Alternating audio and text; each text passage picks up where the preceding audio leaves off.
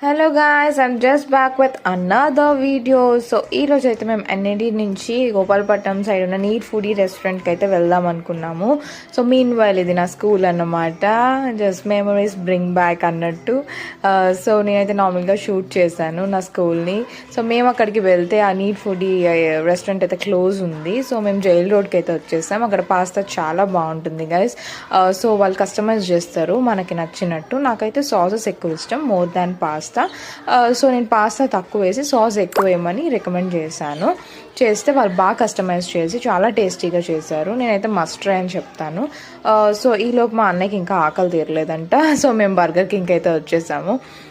So just like food bowl లాంటిది order పెట్టుకున్నాడు. Obviously KFC కదా, టేస్టీగానే ఉంటుంది. So yeah, that's all for today's videos guys. So please do subscribe for my channel.